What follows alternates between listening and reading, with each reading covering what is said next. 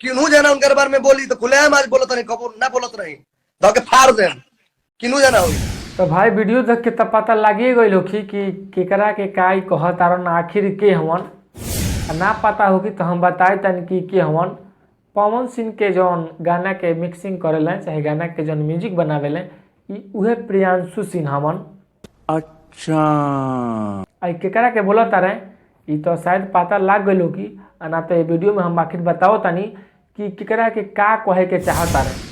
आखिर रीजन का बा इतना इनका चिलैला के ई कबो तो इतना ना चिल्लालन। पहिलका बार चिल्लात रहे हमारा लागत बाटे। एकरा पहले ही इतना ना चिल्लात रहे आ चाहे विवाद वाद पर कुछ ना बोलत रहे हमें।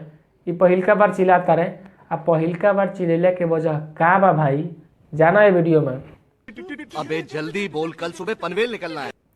सबसे पहले हम बता दी कि इनकर जौन गुरु हमें पावर स्टार पवन सिंह एगो उनका में बहुत अच्छा बात लागत हुई सब कोई क्या चाहे हमारो लागे लगी बात बहुत ही अच्छा लागेला कि पवन सिंह कबो कोई के टिप्पणी ना करेला के का कैलस के कहाँ गइल कहाँ आयल का होखेला बा ये सब के बारे में उनकर एगो इंटरव्यू भी ना होखी। भले ही हो सकता कि स्टेज पर जाके कुछ एने ओने खा पी के बकवास करे लागल ओकर बात अलग बाटे। लेकिन इंटरव्यू में आज तक ले इनकर एको गो टिप्पणी कइल चाहे चुतियई बतियाइल दोगलई बतियाइल हम नहीं सुनले चाहे रउआ भी चाहे केहू भी ना सुनले होखी इनकर दोगलई कइल। आखिर उनकरे चेला ई जौन प्रियांशु सिंह हमें काहेला चिल्लाता रहे कि कोनो के ना छोड़े फरिया लिह सो आ फरियावे गए तो फरिया लिया लो कि जौन एगो बहुत पहले मतलब स्टार भई रही कुछ दिन खातिर अंतरा सिंह प्रियंका बहुत फेमस भैली बहुत ज़्यादा ऐसा ऐसा गाना गावतली ऐसा गाना कि अगर कौनो स्टार का साथे चाहे कोनो छोट सिंगर का साथे गाना गा दस तो वो लइको मतलब हिट हो जाओ वो मतलब छोटा जौन छोटा सिंगर बाटे वो हिट हो जाए। लेकिन आज की डेट में उनकर जौन परिस्थिति हो गई बा बहुत नाजुक हो गई बा। पता बा काहे उनकरा घमंड का वजह से आ घमंड का बाटे आ प्रियांशु सिंह काहे चिल्लाता रहे ई बताओ पहले हम बता दी ओकरा बाद बताएम घमंड वाला बताओ ठीक बा।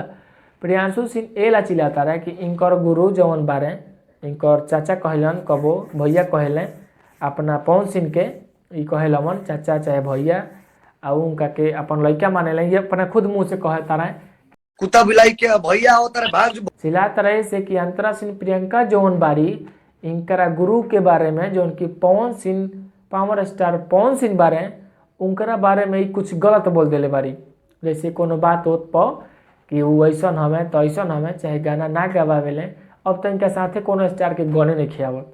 खेसारी लाल यादव के एको गाना आइल हो एको गाना नहीं खियाल इनकरा साथे अंतरा सिंह प्रियंका के साथे आ ना ही पवन सिंह का साथे तार एको गाना आइल बाटे आइल बा नहीं खियाल काहे नहीं खियावत। अब तो डाउन होता रू डाउन काहे होता रू अपना घमंड के वजह से। हम बता दी वही गढ़ हिट भर रहलन अवधेश प्रेमी यादव मिठू मार्शल ये 3-4 गो स्टार इतना हिट हो गई लोग लगभग 17-18 के बात हटे कि का कहे के काहे जे एक बैग ऊपर जाला नू वो एक बार नीचे चलावेला वो इतना अश्लील गई लोग गाना इतना अश्लील कि का बतावे के। लेकिन अश्लील हम ना कहें कैसे कि उनकरों से खराब गावेला लोग बाटे। ये वो गाना गा दिल रही कि 36 GB कानू की 32 GB रैम बाका ने कहा हम तो वही प्रियांशु सिंह कहत कि तोहरे रैम से हमार मोबाइल चलता बताबो।